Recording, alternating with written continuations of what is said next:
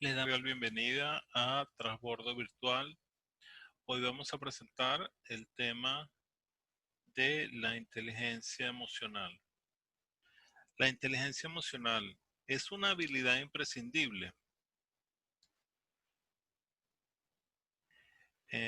Veremos el día de hoy la agenda, veremos acerca de la inteligencia, luego hablaremos de las inteligencias múltiples propuesto por Howard Gardner, luego hablaremos de la inteligencia emocional como lo pusieron Salovey y Meyer, y el tema tratado por Daniel Goleman, que es el autor más conocido acerca de este interesante tema de la inteligencia emocional. Luego hablaremos algunos aspectos de la inteligencia emocional en la práctica organizacional, algunos antagonistas acerca del tema de la inteligencia emocional y luego tendremos algunas discusiones y comentarios acerca del eh, interesante tema que trataremos hoy. Para iniciar, preguntaremos ¿qué es la inteligencia? La inteligencia ha sido definida como la capacidad de entender o comprender, de resolver problemas. También podemos entender la inteligencia como el conocimiento, la comprensión, el acto de entender, la habilidad, destreza y experiencia. ¿Cómo se mide hasta ahora o cómo evalúan la inteligencia de los individuos? Bueno, tenemos la medición de la puntuación de los coeficientes intelectual o del coeficiente intelectual, donde vemos una curva de distribución normal, la cual el promedio se ha asignado lo que sería la media del score en 100 puntos, que sería el promedio de la población general. Luego, a la derecha de esa curva tendremos un sector denominado superior, que abarcaría desde los 115 hasta los 130 puntos de coeficiente intelectual. Más arriba encontramos entre los 130 y los 145 los que se considerarían dotados de nivel de inteligencia y lo que denominan los genios, que presentan coeficientes intelectuales entre 145 y 160. Del lado izquierdo de la curva vemos en esta gráfica los que se pueden considerar aprendiz lento o que tienen cierta velocidad reducida para el aprendizaje, aquellos individuos que presentan un coeficiente intelectual entre 70 y 85 puntos. Luego seguimos hacia la izquierda, entre 55 y 70 se consideran que tienen un retraso leve y las personas con coeficientes intelectuales entre 40 y 55 se denomina que tienen retraso moderado o grave. Entonces, esta es una medición bastante eh, cuantitativa, si se quiere, de lo que se consideran los niveles de inteligencia. Pero entonces viene la gran pregunta.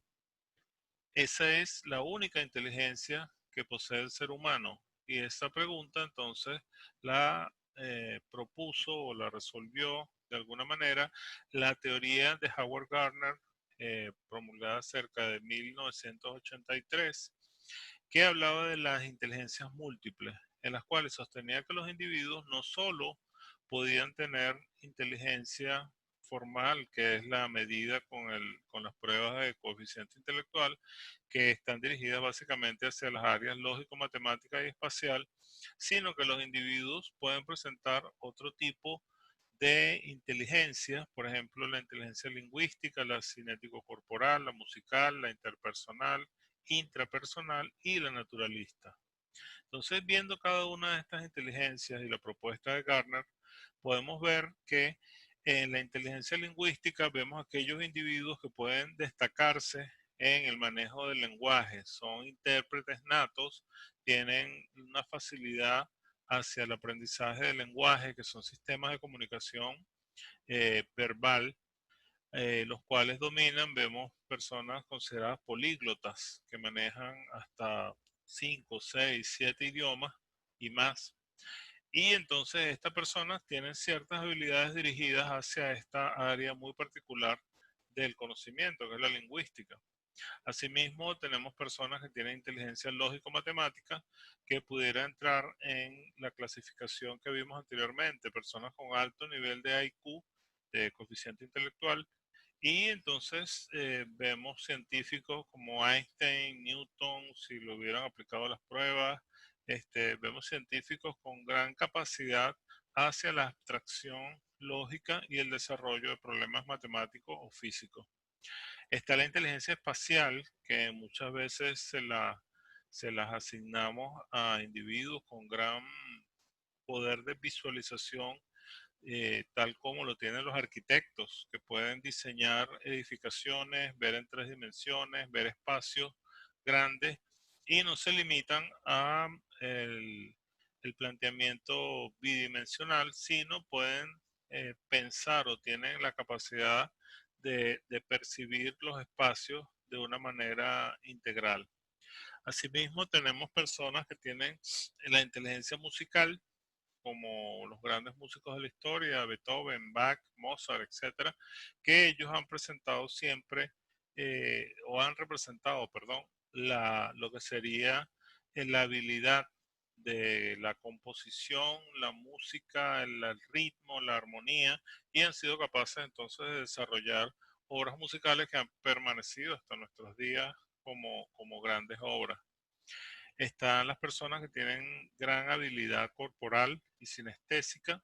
Vemos deportistas, gimnastas, corredores, etcétera, que entonces tienen la gran capacidad de desarrollar a través del cuerpo la percepción, la velocidad, aquellas habilidades que no son comunes en todas las personas.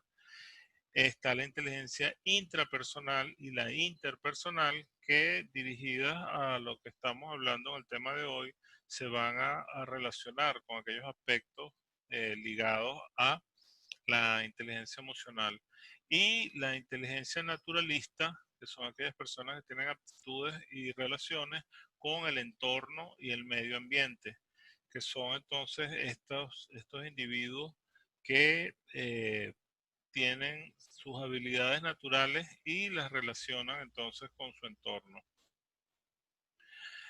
Después de Gardner podemos ver las primeras propuestas que se hicieron hacia la inteligencia emocional, que la hicieron Salovey y Meyer cerca de 1990, donde conceptualmente dicen que la inteligencia emocional es una habilidad para manejar sentimientos. Ya se introduce en el campo de la persona, de su propio eh, razonamiento, asimismo como las emociones. El punto importante es que ellos proponen que a partir de estos sentimientos y emociones pueden discriminar entre cuáles son esos sentimientos, diferenciarlos y utilizarlos entonces para elaborar lo que serían pensamientos orientados hacia ciertos aspectos específicos y moverlos a la acción. O sea, hacer cosas a partir de los sentimientos y las emociones. En otras palabras, estaríamos hablando de una acción producida por un originador, que serían en este caso los sentimientos y las emociones. Seguimos avanzando entonces. ¿Cuáles serían las habilidades que abarcan esta inteligencia emocional? Tiene habilidades para expresar las emociones con precisión, decir cuáles son los pensamientos que se generan a partir de los sentimientos, comprender la emoción como tal y el conocimiento emocional, regular emociones para promover el crecimiento emocional e intelectual del individuo, o sea, que no se limita simplemente a lo que sería sentirlo, sino crear pensamientos a partir de esos estados producidos por los sentimientos. Y se refiere entonces a lo que es un pensador de corazón. Percibe, comprende y maneja relaciones sociales. Entonces, no sería el pensador racional, que es lo que medíamos antes con el coeficiente intelectual, sino trasladan ciertas capacidades eh, cognitivas a el corazón, lo cual ha sido un poco una idealización para diferenciar lo que sería el pensamiento lógico, eh, que se le sigue asignando su manejo al cerebro, y este pensamiento basado en las emociones, que ya no estaría en el campo de la intelectualidad pura, que lo asigna entonces al corazón. Por eso hablamos de este pensador con el corazón o pensador emocional. ¿Cuáles son las competencias principales que proponía Peter Salovey? Primero, un conocimiento del individuo de parte o hacia sus propias emociones, la capaz de diferenciarlas y poder discriminar cuáles son las emociones que está sintiendo en un momento determinado. Esa capacidad de controlar las emociones desde el punto de vista del manejo intelectual estaríamos hablando, la capacidad de motivarse uno mismo, que en cierto modo hemos siempre propuesto que la motivación tiene dos componentes, el componente externo, que es el que proporciona el medio o el entorno, y la automotivación, que es cuando el propio individuo es capaz de desarrollar acción a partir de sus propios pensamientos motivadores. Asimismo, una capacidad que va creciendo a medida que crece ese nivel de inteligencia emocional, de reconocer emociones ajenas, lo cual le permite interactuar con grupos y adivinar en cierto modo o entender cuáles son los niveles que están presentando los compañeros o los componentes de otros equipos, otras personas, acerca de esas emociones que están sintiendo, entonces son capaces de reaccionar basado en esas emociones que pueden estar teniendo los ajenos. Asimismo, propone Salovey el control de las relaciones basado en ese conocimiento que se va desarrollando acerca de los factores que las originan. Daniel Goleman ha sido el principal exponente o el más conocido autor de esta inteligencia emocional, tiene una obra bastante extensa y él propone el concepto hacia dos aspectos fundamentales. Un aspecto interno que estaría compuesto por la autoconciencia y la autogestión, que son dirigidas básicamente dentro del pensamiento del individuo, y hay otro componente de la inteligencia emocional que está dirigida hacia afuera, hacia el establecimiento de relaciones, y entonces es llamado conciencia social y la gestión de las relaciones del individuo con su entorno. Entonces, para Goleman, el concepto de inteligencia emocional se resume a la capacidad de percibir y controlar sus propios sentimientos a la vez que estamos interpretando los sentimientos del entorno o del grupo que nos rodea, y eso nos permite interpretar esos sentimientos de los demás. Goleman, como podemos ver, tiene una amplia bibliografía desde el año 1995 que emitió su libro muy conocido de inteligencia emocional. A partir de allí fue desarrollando el tema, la salud emocional, otro libro, Meditación en Estados Superiores, la práctica de la inteligencia emocional, que es un libro también bastante conocido y fue considerado la continuación de la inteligencia emocional porque llevaba ya no estaba tanto en la teoría que hablaba en este libro, sino ya ponía en práctica cómo pudiera implementarse programas para desarrollar esa inteligencia emocional. Asimismo, habló de las emociones destructivas, el liderazgo, la inteligencia social, la transparencia y algunos libros adicionales hasta llegar a los libros actuales, El poder de la inteligencia emocional, El cerebro y la inteligencia emocional, y los últimos títulos conocidos por lo menos por la bibliografía actual, que se denominan el focus y el triple focus, también dirigidos a este desarrollo de estas capacidades de inteligencia emocional. Entonces, los principios generales de esta inteligencia emocional estarían resumidos en lo siguiente: la motivación del individuo, que como habíamos visto tiene un componente interno y un componente externo, el autoconocimiento del individuo, que es la manera que tiene el individuo de percibir sus propios sentimientos y cómo reacciona ante ellos, entonces va conociendo un poco más la manera de dominar sus reacciones. Está la autogestión, cuando el individuo es capaz de decidir qué acciones va a tomar y de esta manera eh, procurar mejores acciones. La empatía, que estaría relacionada con el conocimiento de las reacciones digamos, la igualación o el entendimiento que tiene acerca de los sentimientos de los eh, que los rodean, y el manejo de relaciones en general con el círculo que los está rodeando en su entorno inmediato. Entonces, ¿cuáles serían, para decir de Goleman, una persona con inteligencia emocional? ¿Qué características va a desarrollar? Primero, que llega a un conocimiento considerable de sus propias emociones, puede conectar con esas emociones que se pueden resumir en estas cuatro: alegría, enojo, tristeza y miedo, y lograr un balance entre estas emociones para llevar a ser o llegar a ser lo que pudiéramos denominar una persona saludable emocionalmente. ¿Cuáles son los beneficios que presenta entonces la inteligencia emocional? Primero, mejora ese autoconocimiento, autodescubrimiento del individuo. El rendimiento laboral se ve afectado positivamente, ya que puede tener la capacidad de interactuar con las personas de su grupo, de su equipo de trabajo.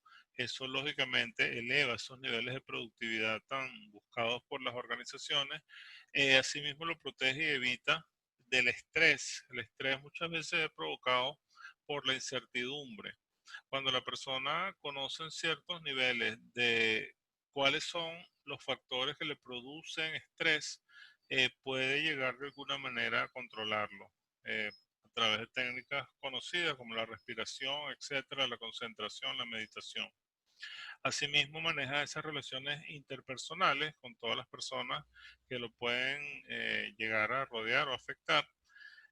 Favorece su desarrollo personal, puede tener logros más significativos gracias a que se maneja emocionalmente de una manera más equilibrada.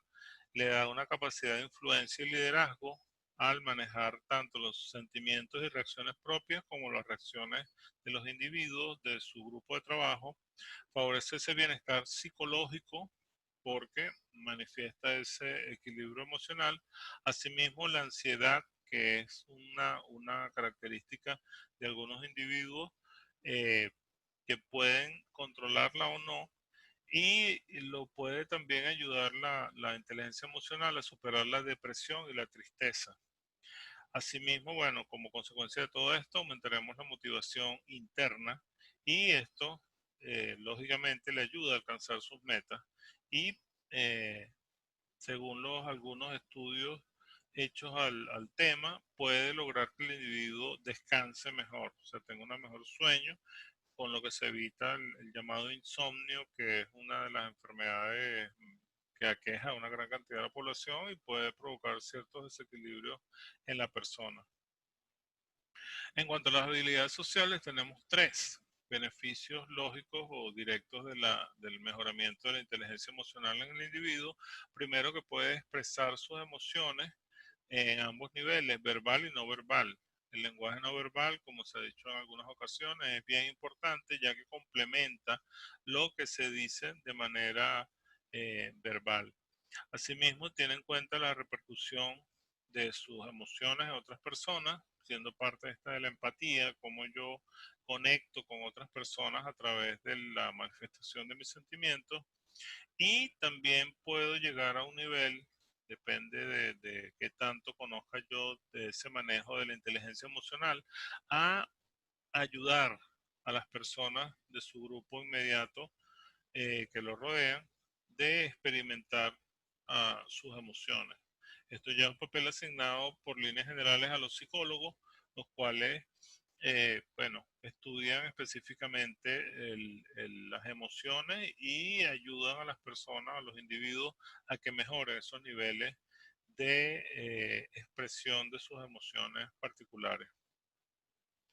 Dentro de los procesos organizacionales, que es un tema que nos aqueja bastante, hay ciertos procesos críticos que tienen que ver o han sido enfocados hacia el mejoramiento de esta inteligencia emocional, y tienen que ver, en primer lugar, con las comunicaciones, con el desarrollo del liderazgo, con los procesos de toma de decisiones, hay cierta relación y bastante directa entre personas con alto nivel de inteligencia emocional y el proceso de toma de decisiones. Asimismo, el manejo de conflicto, que es un factor crítico entre los grupos, sobre todo los grupos de trabajo, y el consabido tema del poder en la organización, el poder y su manejo dentro de la organización.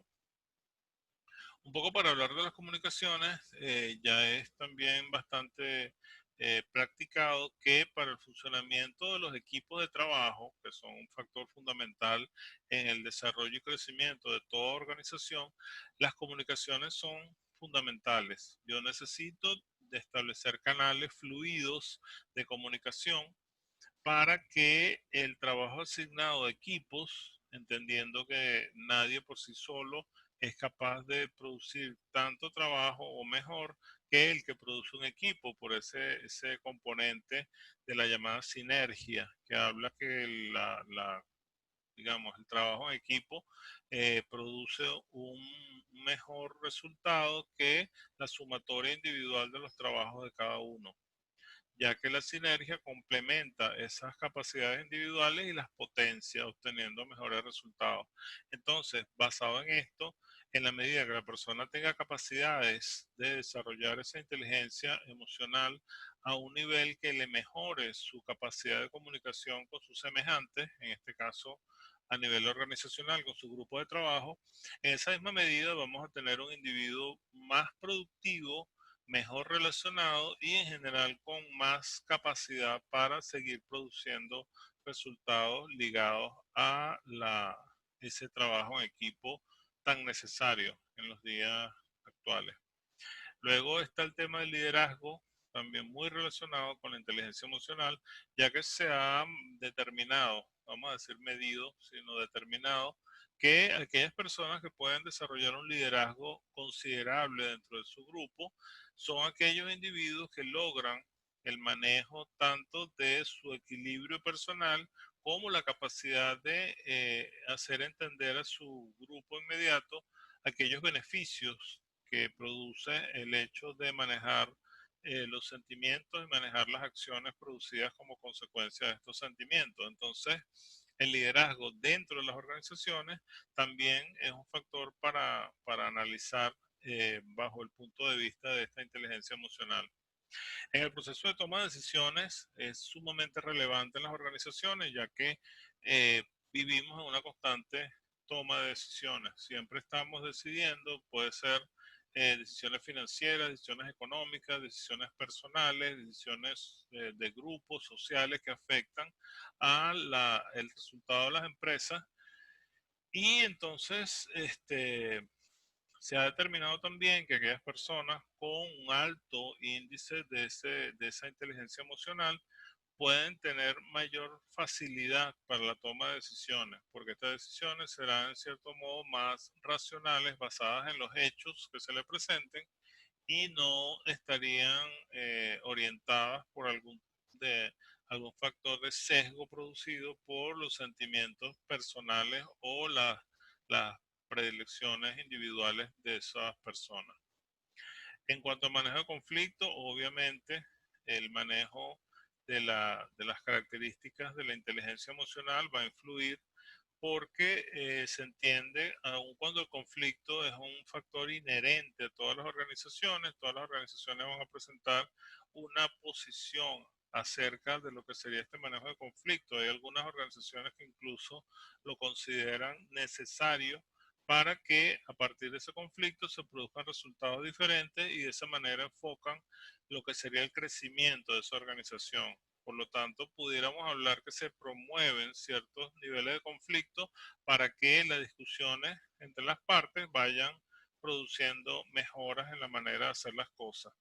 Hay otras organizaciones, por otro lado, que entienden que el conflicto es malo, lo evitan a toda costa y bueno, esto desde el otro punto de vista pudiera limitar entonces su crecimiento y su desarrollo de nuevas propuestas de funcionamiento y por tanto reducir un poco la productividad. El poder, como ya lo habíamos comentado, es uno de los factores más importantes dentro de todo el manejo organizacional porque es lo que hace que las cosas funcionen. El ejercicio del poder, bien sea por, enumerando en este cuadro, lo que sería el poder de la experiencia, lo que es el conocimiento, cuando alguien ejerce poder porque sabe algo. Entonces, esa persona ejerce poder, ejerce influencia y también, obviamente, el liderazgo, que también se puede ver por el tipo de la experiencia que tenga ese individuo. Está el poder de referencia, a quién conozco yo, cuántas personas me siguen. Entonces eso representaría también una fuente de poder y va ligado obviamente a las características de la inteligencia emocional de esa persona.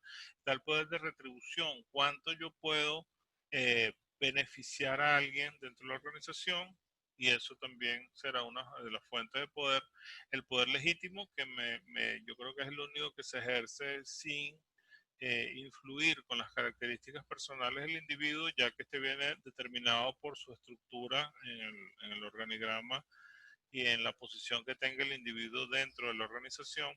Y está el poder coercitivo, que está ligado a la capacidad de castigo, al uso de la fuerza, que tanto yo puedo obligar a alguien a hacer algo en contra, en contra de su voluntad, simple y llanamente porque puedo ejercer poder sobre ella o poder de daño, poder letal que puede en algún momento causarle un daño físico. Entonces ahí estaría eh, definido ese poder coercitivo como esa capacidad de castigo que tienen algunos individuos sobre el resto y dado a esto ejercen el poder.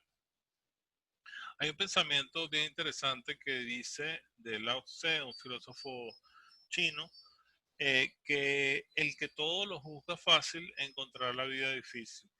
Entonces, esto siempre lo complemento con la primera ley de Murphy que dice que nada es tan fácil como parece.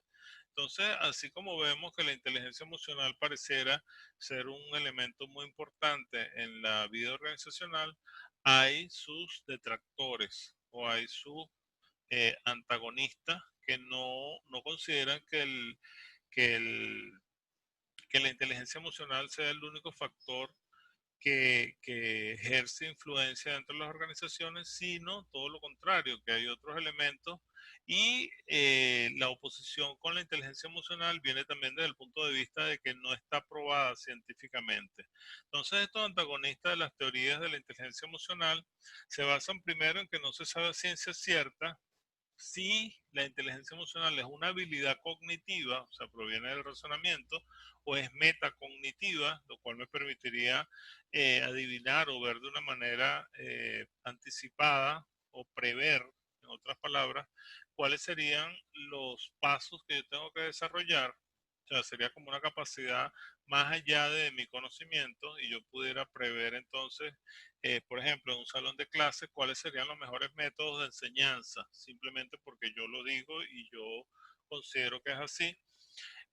O la inteligencia emocional es una capacidad adaptativa o intuitiva. La intuición también juega un factor acá bien polémico, yo creo que es un tema también para desarrollar completo eh, en una sesión, qué es la intuición y cómo funciona. eh, Tampoco dice, o sea, no se sabe a ciencia cierta tampoco si se puede ser desarrollada, puede ser enseñada, o sea, yo tengo un individuo que yo lo tomo en cierto nivel de su vida y empiezo a entrenarlo hacia el conocimiento de los factores que mejoran la inteligencia emocional y esa persona pudiera eventualmente desarrollar ciertas capacidades o ciertas características que le mejoren estos aspectos o si está biológicamente determinada, si el individuo nace con esa capacidad de manera innata, ya viene genéticamente determinada, si es hereditaria, por ejemplo, si mi padre o mis abuelos, mis antepasados fueron poseedores de una inteligencia emocional, yo la voy a tener también, ¿ok? O la adquiero a través de la interacción social, todo lo anterior o nada de ello. O sea, puede ser una liga de todos estos factores que hemos hablado o de ninguno de ellos si no proviene de otra fuente diferente. Así tampoco no se sabe de manera concluyente si la inteligencia emocional influye en la conducta esto no está claro, se influye en las maneras que yo voy a reaccionar ante los cambios del entorno, y que se presume que la inteligencia emocional abarca acontecimientos y desafíos cualitativamente diferentes. O sea, hay muchos factores diferentes en los que puede reaccionar el individuo, y yo pudiera aplicar esta inteligencia emocional. Esto no está tampoco claramente definido. Asimismo como las concepciones acerca de la inteligencia emocional, que pueden ser simplemente como un conocimiento declaratorio, o proponiendo algo y yo seré capaz de llevarlo a cabo simplemente porque lo dice, o sea, considerando que el individuo no tendría ese raciocinio de procesar después de pensar ciertas cosas. Adicionalmente, estos antagonistas eh, critican la inteligencia emocional ya que no cumple con ciertos criterios psicométricos, perdón, que son la validez del contenido, confiabilidad, validez predictiva y validez de la construcción, que tiene lo que serían teorías, por ejemplo, el psicoanálisis, que tiene toda su validación científica. Por lo tanto, estaríamos diciendo que si no es cuantitativamente verificable, yo no puedo establecer que eso constituye una ciencia o constituye una disciplina formal, ya que no tendría esa validación. Actualmente hay, bueno, técnicas cualitativas que se diferencian de estas mediciones cuantitativas, y podemos ver que hay una cantidad de disciplinas que se rigen o pueden ser medidas a través de estas validaciones cualitativas. Entonces, para reunir un poco todas estas antagonistas, dice que no se puede establecer una medida específica, o sea, no es medible, no es cuantificable esa inteligencia emocional en los individuos, y lo que se obtiene son visiones fragmentadas o como partes. Yo hablo de liderazgo, yo hablo de toma de decisiones, yo hablo de una cantidad de cosas, pero esas no son o no son ligadas o no pueden ser ligadas directamente a lo que yo pudiera decir que es un individuo que las ha logrado porque ha llegado a un nivel aceptable de inteligencia emocional. Entonces, bueno, un poco para resumir, podemos decir que la inteligencia emocional es compleja porque abarca una cantidad de factores diversos en la personalidad del individuo, tiene muchos elementos interrelacionados y son valiosos para la relación. Eso sí se puede decir, que aquellos individuos que reúnen ciertas características de esa inteligencia emocional, obviamente tienen mejor resultado en cuanto a las relaciones con el resto de los individuos que los rodean.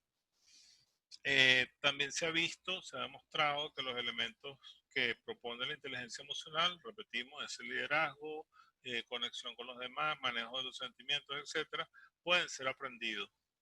Son conductas que pueden ser enseñadas, por lo tanto pueden ser aprendidas bajo ciertas metodologías.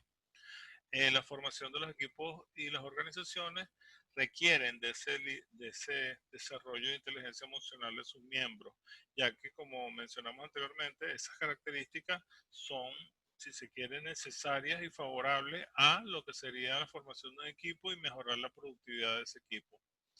Y también pudiéramos decir que a nivel personal es recomendable el desarrollo de esta inteligencia emocional, ya que facilita muchos procesos dentro de las organizaciones.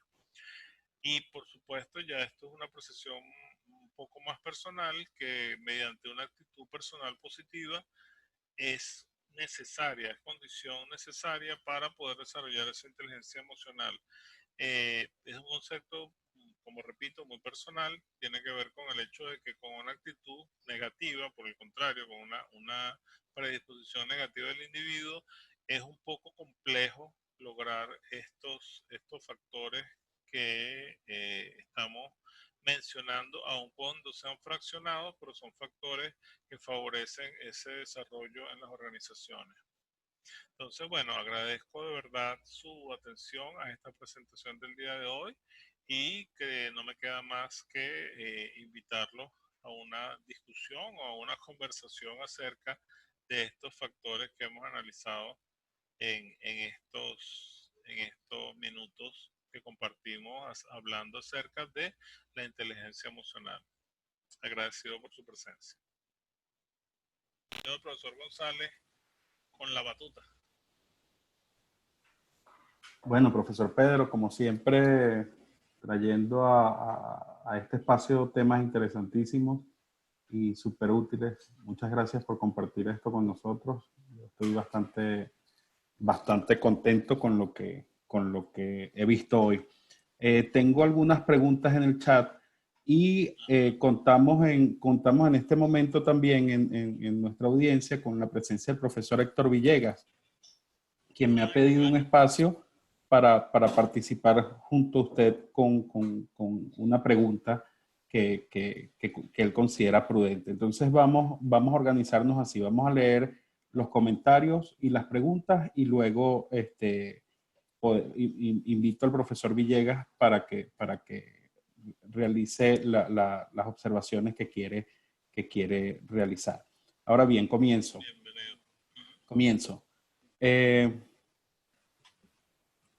La primera pregunta que tenemos en el chat, profesor Carranza, es si las emociones se pueden racionalizar. Te voy a responder con o la persona que hizo la pregunta, le va a responder con una opinión muy particular.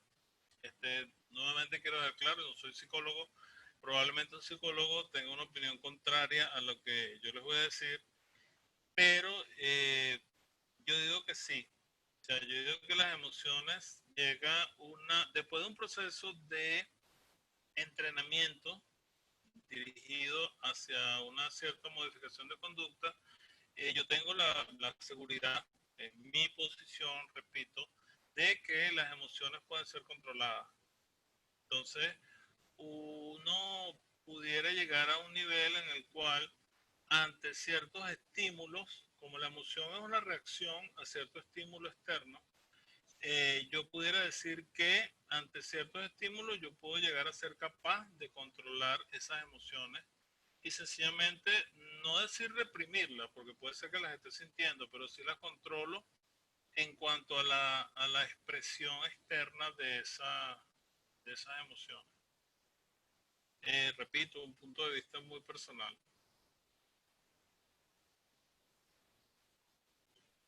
Muy bien, muy bien. Continúo. Nos pregunta Rodrigo Rodríguez, ¿qué herramientas existen para aumentar nuestra inteligencia emocional o cómo podemos mejorar nuestra inteligencia emocional? Mira, saludos Rodrigo. Yo creo que definitivamente una es elevando el nivel de conocimiento acerca del tema.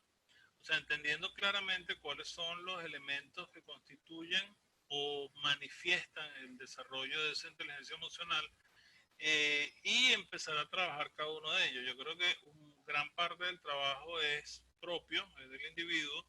En la literatura hay, cuando me refiero a literatura, es literatura escrita, visual, hay multimedia que se refiere al tema.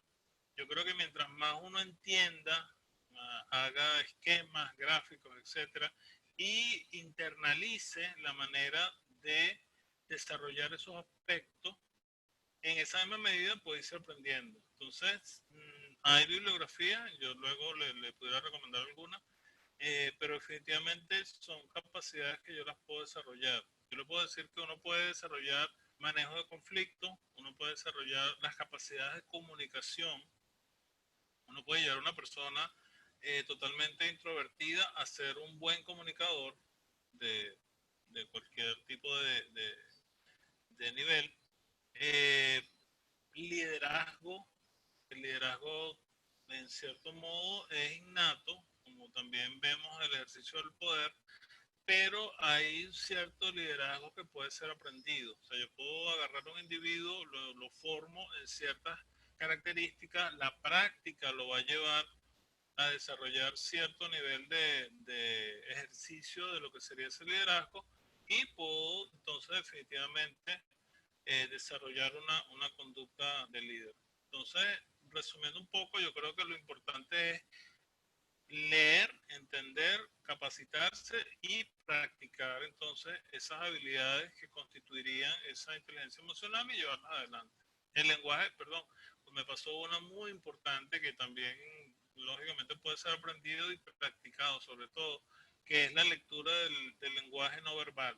Es un tema sumamente interesante y a través de él, bueno, imagínense los jugadores de póker, los jugadores de dominó, una cantidad de individuos que necesitan conocer al detalle lo que es el lenguaje no verbal para desarrollar su labor. Muy bien. Osneida Uzcategui nos comenta, profesor. El ego y los juicios tienen un papel importante en la inteligencia emocional, así como el miedo y el amor son entes centrales como base del resto de las emociones. Somos seres creadores, por tanto, o por lo tanto depende cómo me encuentre en mi interior y en mi emoción, mi creación resultará tan buena, tan regular o tan catastrófica como me encuentre. En nuestra cotidianidad lo vemos en algo sencillo, no es lo mismo hacer una torta desde el amor que hacerla con rabia, tristeza, etc.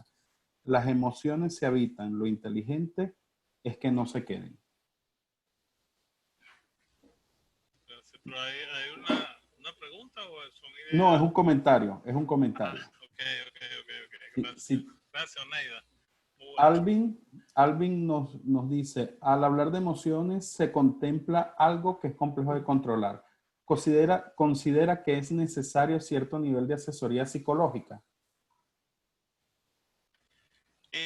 Mira, yo diría que sí. Yo diría que sí, porque precisamente los psicólogos tienen toda una cantidad de herramientas, han aprendido, digamos, esa es su especialidad, cómo es ese manejo de las emociones, cómo es la aplicación de las habilidades cognitivas del individuo.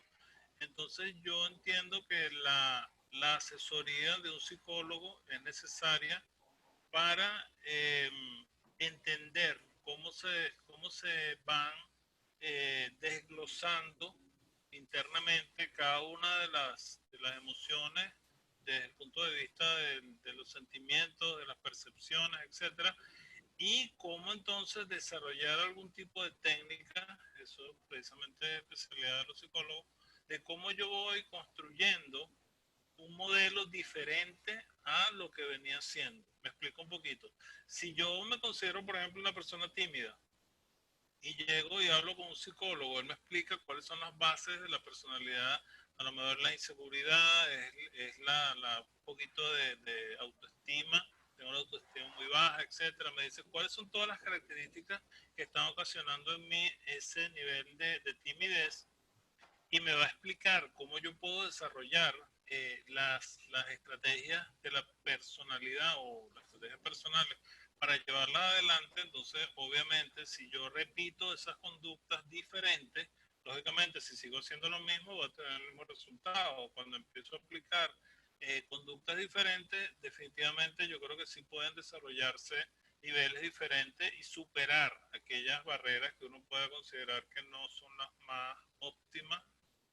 Si la persona busca ayuda de un psicólogo o quiere superar algo es porque no está contento con lo que está haciendo, con lo que está...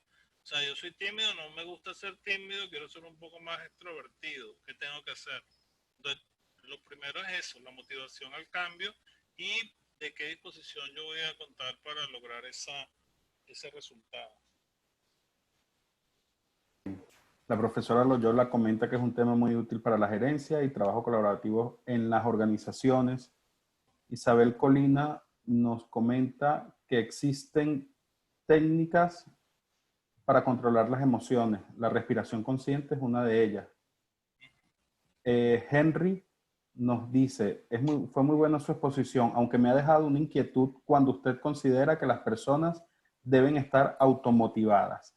De no ser así, es poco lo que puede hacer otra persona por ellas. En este caso, y siguiendo a Goleman, en cuanto a lo que debemos saber interpretar las emociones de los demás, ¿cómo puede hacer un líder para influir en los demás si no tiene la capacidad para motivar a su equipo de trabajo, que normalmente tiene limitaciones serias para estar automotivado? Bueno, precisamente, o sea, yo creo que el papel del líder no es motivar a los demás, sino crearle un entorno necesario, un entorno favorable para que las mismas personas desarrollen sus niveles de motivación.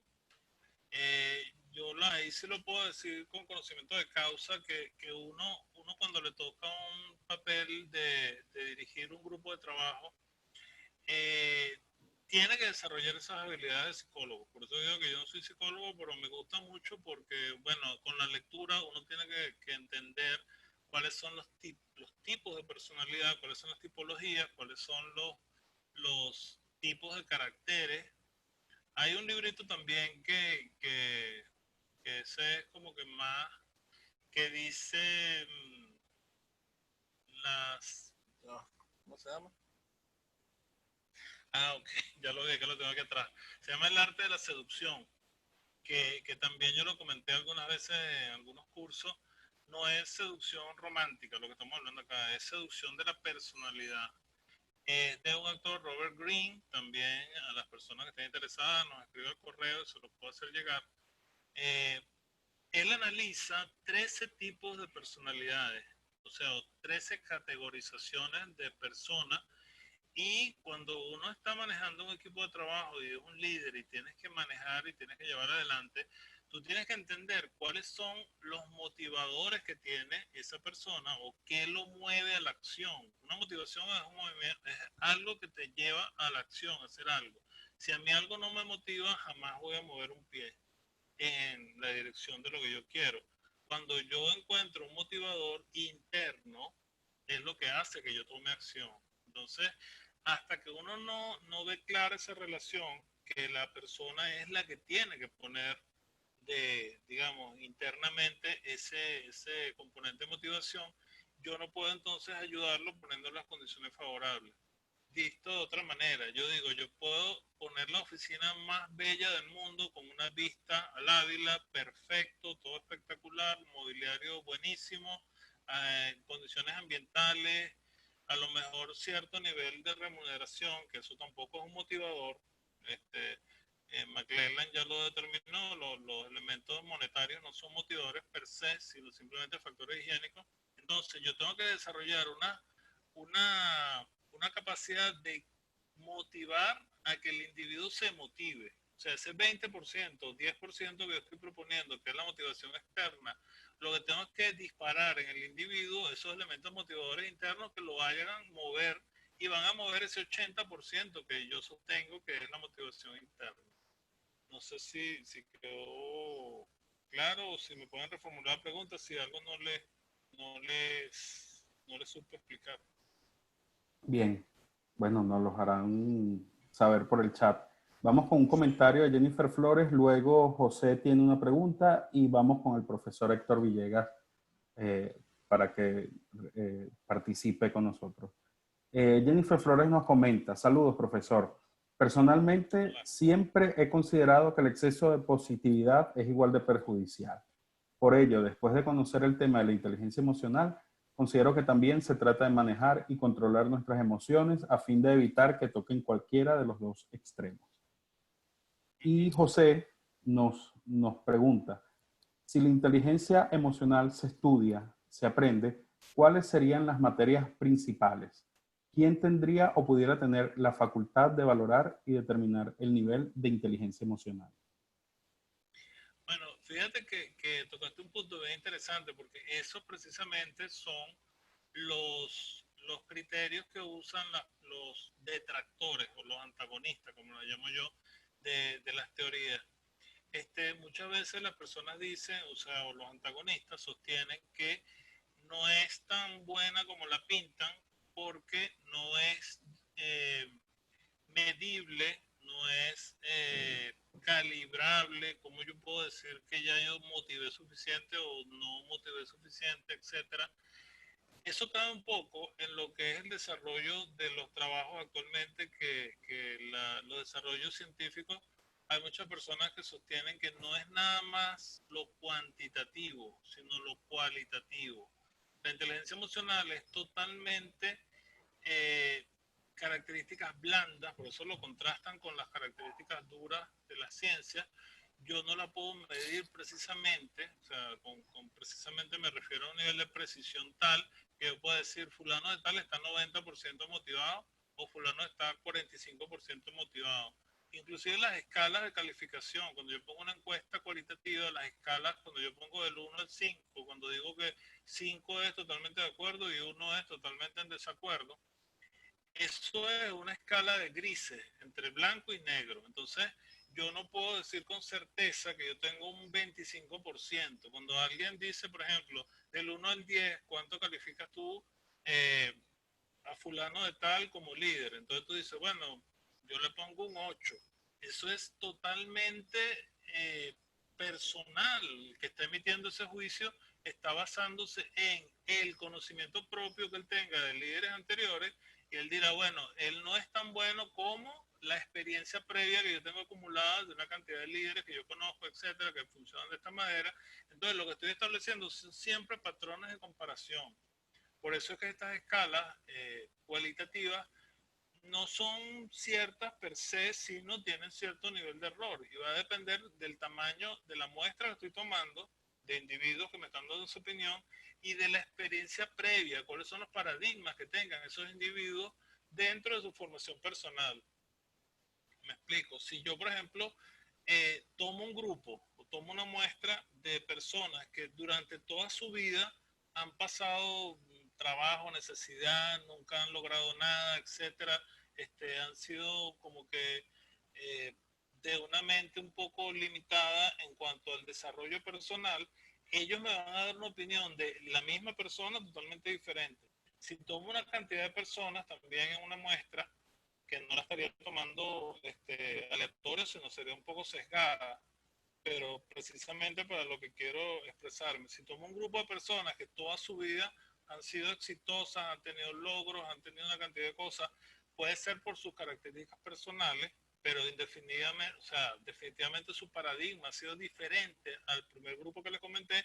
Eso me va a dar una opinión diferente del mismo individuo, porque a lo mejor para ellos no es significativo, para estos que no han tenido nada con qué comparar mejor, me dicen que es una super persona, un super líder. Entonces, en las cuestiones cualitativas hay una relatividad muy grande. Entonces, no se pueden hablar de conclusiones definitivas porque depende del patrón de referencia que tengan los individuos que están opinando.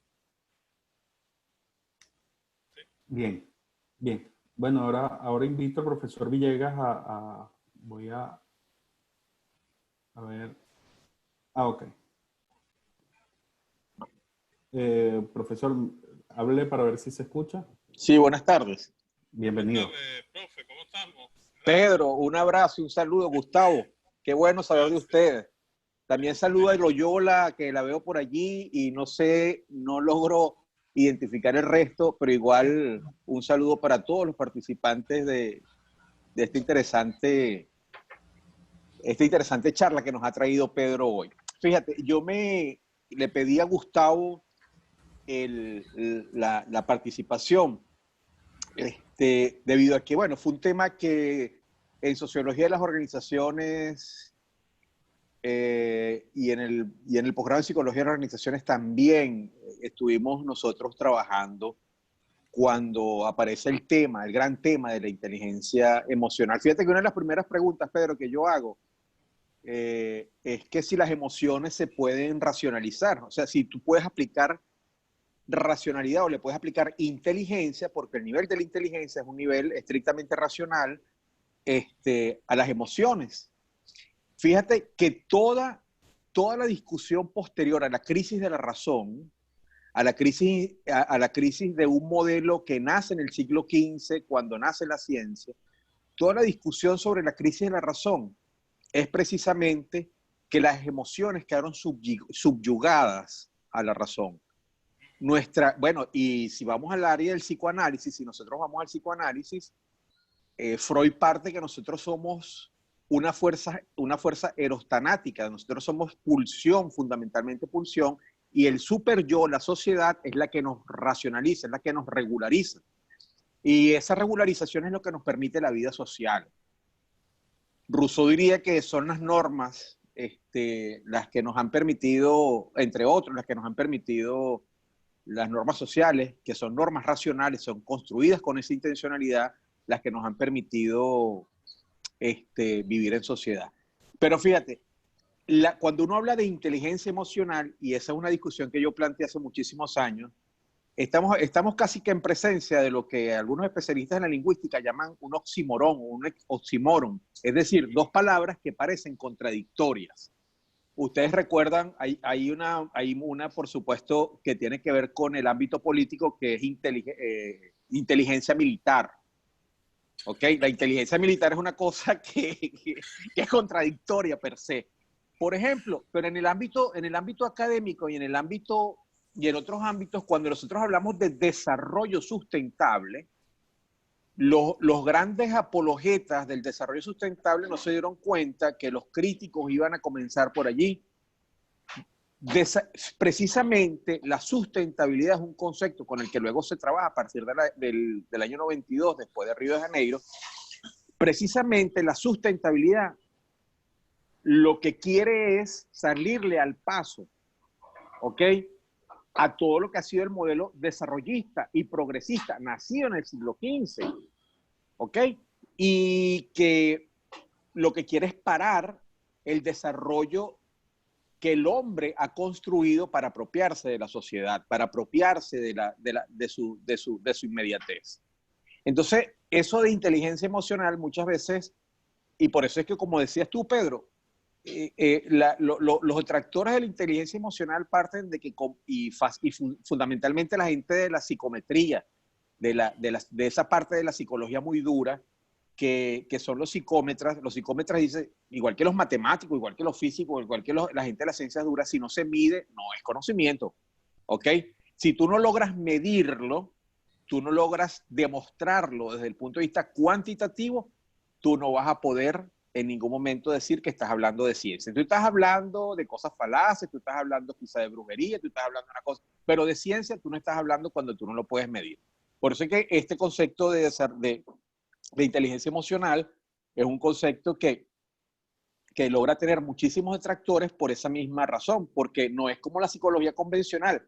La psicología conductista, fundamentalmente, no estamos hablando del psicoanálisis, la psicología conductista, al no medirse, no estamos hablando de un conocimiento psicológicamente válido. O sea, y aquí comienza el problema de la relatividad. Y el problema de la relatividad tiene que ver, y con eso estoy en algunas cosas, quisiera advertir, Pedro,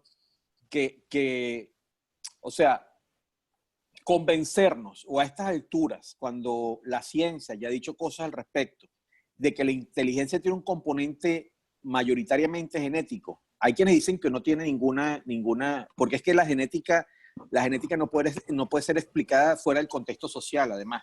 Pero decir que la genética, que un hombre es genéticamente más inteligente que el otro, es aceptar Mein Kampf, es aceptar el libro de Hitler, donde decía que hay una raza pura y que son los alemanes. Y que imagínate que decía que los negros son una especie subhumana y que los judíos eran una especie, no eran humanos tampoco, pues, pero eran inferiores. Entonces, la inteligencia es un concepto que tiene un componente genético, pero que se desarrolla desde el punto de vista social. En eso yo soy sociologista y no soy psicologista, en el sentido que es necesario que un individuo, si tú pones a dos individuos, mira, no me acuerdo, no me estaba tratando de acordar el nombre de un muchacho una vez en una clase que me dijo que los negros son mejores futbolistas que el resto de los jugadores porque son negros.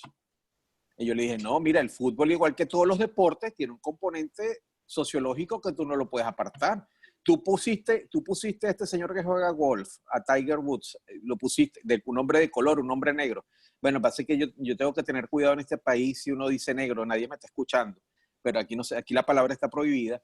Pero si tú pones a un negro a nadar, si tú pones a un negro a los deportes de los blancos, perfectamente puede ser tan habilidoso como cualquier blanco. Entonces, son las condiciones sociales, no las condiciones genéticas propiamente, las que pueden decir que un individuo es inteligente. Cuando tú hablabas de cierto innatismo, me fui incluso a Platón. Platón planteaba, Pedro, las tesis platonianas plantean que hay un innatismo. Platón lo llama que nosotros en el hiperuránio, como en un mundo de donde venimos, hay un innatismo del alma. Y ese innatismo del alma son preconceptos cargados con los que nosotros llegamos a la Tierra. Entonces, aquí no hace más que florecer un concepto del psicoanálisis, florecer del inconsciente, todos esos conocimientos que nosotros traemos que son innatos, pero eso fue lo que precisamente toda la escuela racionalista le criticó a la escuela idealista, a los idealistas, hasta Berkeley, toda la discusión en torno al racionalismo o al idealismo. Nosotros no podemos venir precargados. Nosotros venimos con un componente genético, pero un componente genético que en el proceso de socialización, tiene el desarrollo a plenitud, perfectamente a plenitud. Para no hacer esto tan largo, porque Gustavo me va a cortar seguro.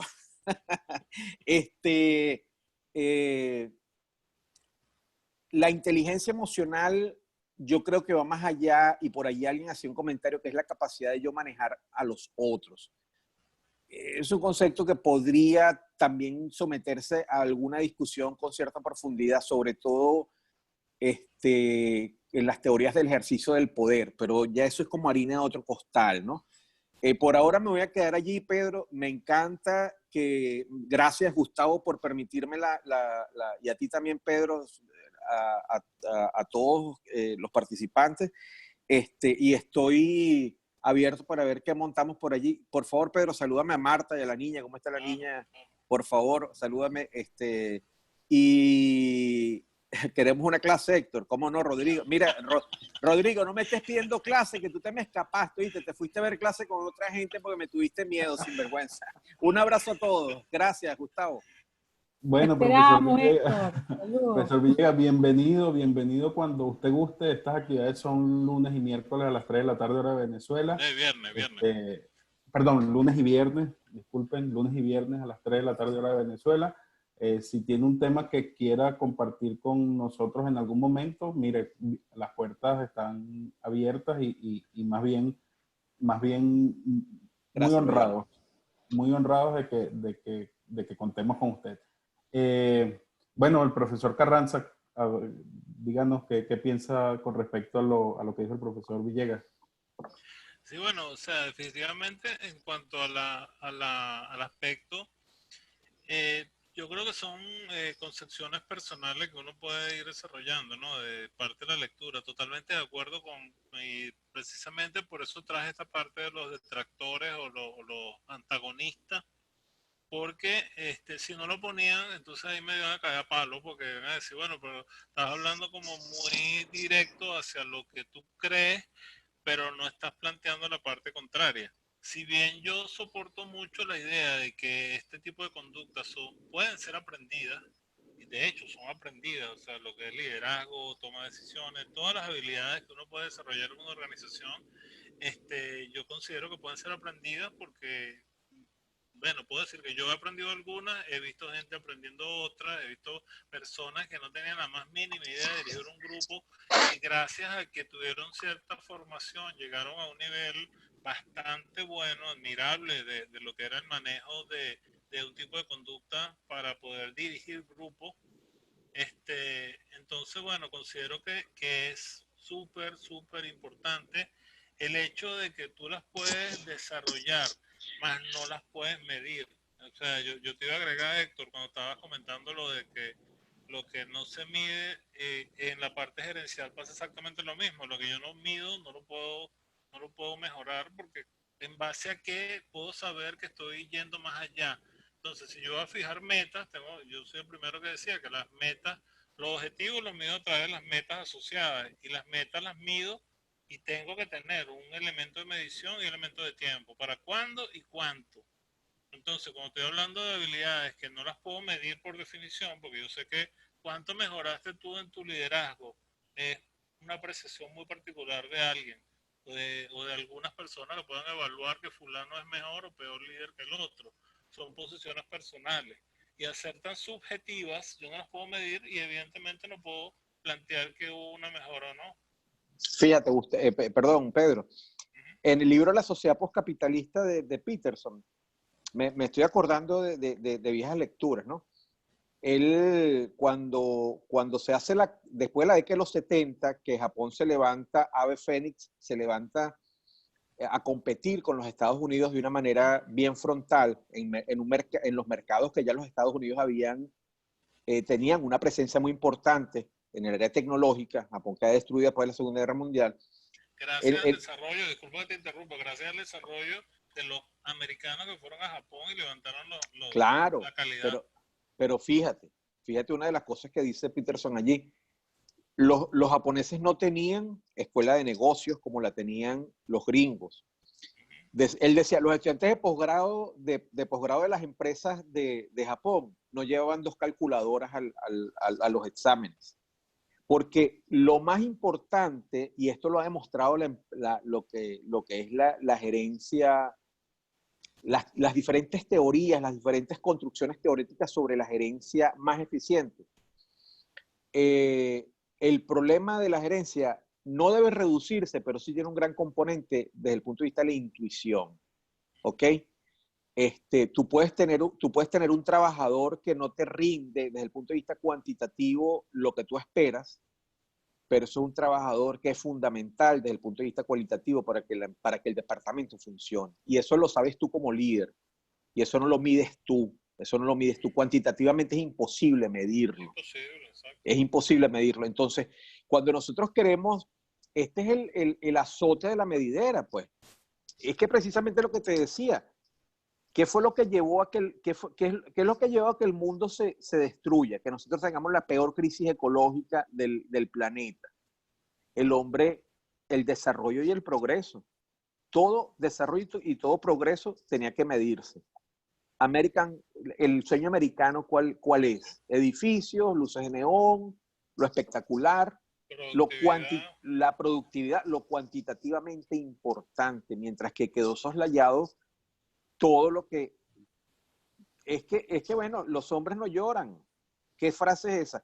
Fíjate que después de la década de los 70, me gustaría discutir algunas cosas. Después de la década de los 70, que empieza la autorrealización, el concepto de autorrealización que tiene que ver con la inteligencia emocional, la autorrealización a partir de la década de los 70 se expande fundamentalmente por la crisis de los partidos políticos, porque los partidos políticos dejaron de tener legitimidad, por el crecimiento de la sociedad de consumo, pero también por una cosa importantísima que fue la revolución sexual. Fíjate, la revolución sexual, y en eso como psicoanalista podría yo, desde la teoría psicoanalítica uno podría expandir la explicación. Y la revolución sexual que implicó el uso de la píldora y el uso de la minifalda en las mujeres. ¿Ok? Y fíjate cómo una minoría en un momento determinado comienza a demandar la participación en una sociedad que estaba reducida para las mujeres de una manera directa con la autorrealización del yo. Digo esto porque la autorrealización del yo permitió darle cápsulas, darle elementos a que el problema de la racionalidad en las relaciones humanas no podía ser de tal magnitud. Si nosotros racionalizamos las relaciones humanas, nos fregamos. Tratamos de hacer un equilibrio. Y la inteligencia emocional lo que trata es de hacer un equilibrio en ese sentido. ¿De acuerdo? Sí, bueno, es la cuestión de que en las organizaciones la complejidad viene de la... Yo parto de que cada persona que uno tiene en una organización es un individuo, tiene sus propias definiciones del mundo, tiene su propio sentimiento y su propia visión, tiene su propio paradigma, en pocas palabras. Entonces, cuando tú entras a una organización y tratas de compaginar unos objetivos de la organización, que están muy bien fijados por todo el sistema de planificación, con los intereses individuales, o sea, por definición hay un conflicto de intereses, porque los intereses de las personas no necesariamente coinciden con los de la organización. Y eso es lo que hace que a la larga, como que va saliendo, como que el mar bota todo lo que no le pertenece. Y exactamente igual las organizaciones van evolucionando y van saliendo de ellas aquellos individuos que no entran por el carril, que eso es lo que tú decías ahorita, de al buscar productividad yo tengo que formar una pirámide que esté totalmente jalando la carreta hacia el mismo lado. Porque si el individuo empieza a ver las cosas desde el punto de vista personal, que es como tiende a verlo uno, buscar su bienestar propio, no necesariamente de la empresa, entonces empieza a hacer cosas que no coinciden necesariamente. Y en el momento que no coinciden, sale. Y entonces Exactamente. todos los patrones que tú vas formando en una organización, yo creo que esa fue la crisis esta que ha derivado en lo que estamos ahorita. Pues que yo particularmente, al comienzo de toda esta crisis de la pandemia, etcétera, yo decía, no, bueno, yo partiendo del punto de vista lógico, racional de un administrador, yo digo, bueno, yo supongo que todas las empresas y sobre todo las grandes deberían haber desarrollado sistemas de prevención, o sea, lo llamado plan B. ¿Qué pasaría si? Entonces, me quedé, pero, o sea, totalmente asombrado de Claro. que compañías que uno dice, Ay, bueno, voy a esas tener son, que dejar esta ñoña porque ¿qué es? ¿Qué pasó? No sé. Este, Gustavo, te perdiste el control ¿Algún micrófono, tecnológico. algún micrófono se liberó sin darme cuenta? Bueno, bueno, bienvenida a la doña. para resumir un poquito, entonces, o sea, es impresionante cómo todas estas empresas que uno suponía que tenían un nivel de planificación elevado, lo cual debería implicar planes alternos de contingencia, y las ves de un día para otro quebrando porque 3 meses no tuvieron producción. O sea, hay una incoherencia como que Sí, bastante grande sí, en sí, lo que sí, uno sí, sí. planifica, o sea, lo que uno proponía con un sistema de planificación bien llevado. O sea, si yo soy planificador o director o presidente de una empresa, a mí me cuesta creer que American Airlines no pueda tener 3 meses los aviones parados.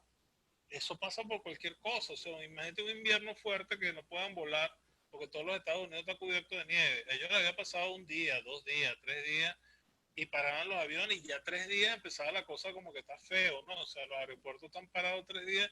Bueno, imagínate 3 meses y ya estabas viendo las quiebras de las empresas. El Sí, sí. modelo definitivamente se quebró. Claro, no había un análisis sensato de las variables que pudieran estar determinando la contingencia en un momento determinado. Exactamente. Sí. Bueno, Esos son... profes, Gustavo, gracias, este, Estefana. no vale, Usted es el siempre a su director. orden, profesor, bienvenido. Voy a decir un comentario aquí que colgaron en el chat de Rafael Colina. Hay conductas que personas mantienen ciegamente por diferentes motivos. Uno de los principales e importantes aspectos para cambiarlo es la aceptación de la existencia de esa conducta por parte de quien lo experimenta. Un compañero de trabajo solo puede apoyar a modificar, pero siempre es muy importante buscar y aprender herramientas que ayuden a realizar los cambios necesarios a través de personas que tienen los conocimientos y experiencia para poder ayudar en una forma muy particular, ya que cada persona es totalmente diferente a cualquier otra. Y finaliza dándole las gracias al profesor Pedro por un tema excelente. Bueno, yo de verdad hoy he disfrutado mucho la charla del profesor Carranza y este último intercambio de ideas aquí que realizaron dos profesores legendarios de nuestra escuela, ¿no? Me sentí como por allá por inicio de los 2000, para ser más preciso, cuando ingresaba yo al edificio Transbordo y ya el profesor Carranza y el profesor Villegas eran legendarios en nuestra escuela, ¿no? Me vinieron a la mente muchos gratos. Pedro es más viejo que yo. Pedro es más viejo que yo. Ah, bueno. Bueno, y yo solo, ya para cerrar, quiero decir tres cositas. La primera, el próximo miércoles, perdón, tengo los miércoles. El próximo viernes tenemos a las 3 de la tarde una charla que se llama el fraude organizacional, la pandemia de todos los tiempos, por esta misma vía a las 3 de la tarde el día viernes. Recuerden por favor llenar la encuesta. Ya ustedes saben que tenemos por ahí un obsequio para quienes lo hagan. Y bueno, ¿Dónde está la encuesta? Está en el chat, profesor, está en el chat. Okay. Está en uno, voy a volver a colocar el link. Y bueno, y yo como que pertenecía al departamento de contaduría, no quiero que los contadores quedemos por fuera en esta interesante discusión que tuvieron los profesores Villegas y Carranza de los departamentos de ciencias sociales y del departamento de administración. Y solo me gustaría agregar que en contabilidad tenemos una frase que es que aquello que no puede ser medido no puede ser contabilizado, pero sí puede ser revelado. Entonces, ahí suena la campana y terminamos esta discusión. Y que los terrenos no se deprecian, ese es otro principio. Bueno, profesores, y a Un todos los que abrazo. participaron, gracias por estar aquí y bueno, espero que nos veamos, nos sigamos viendo por este espacio que tanto nos alegra el día a quienes estamos lejos de Venezuela en estos momentos. Bueno, gracias entonces, de verdad que a la audiencia y a los profesores, y bueno, y el profesor Villegas está comprometido, usted es de transbordo y tiene que formar parte del transbordo virtual. Sí va, sí va, sí va. Voy a preparar algo por allí Seguro, y me seguro. contacto contigo, Gustavo, ¿no? Por supuesto, profe, cuando usted quiera. Tú eres el dueño de este canal. No, esto es para de la escuela y para la escuela. Esto lo estamos organizando para que los profesores egresados de la escuela y personas interesadas y relacionadas que quieran intercambiar ideas, pues lo hagan. Esta es una vía que hemos decidido crear y que Muy en bueno. este momento estamos coordinando el profesor Carranza, la profesora Loyola y yo, pero Qué bueno. bienvenido, mientras más, mejor. Está bien. Loyola, mándame tu teléfono por ahí, por favor. Escríbeme el correo, que quiero hacer contacto contigo. ¿Cómo están tus hijos? Un abrazo. Igual, Bueno. profe, un abrazo. Bueno, muy Estamos en agradable contacto. la charla de hoy. Chao, Nos pues estamos viendo saludos. el próximo viernes. Bye. Nos vemos el viernes. Bye, chao.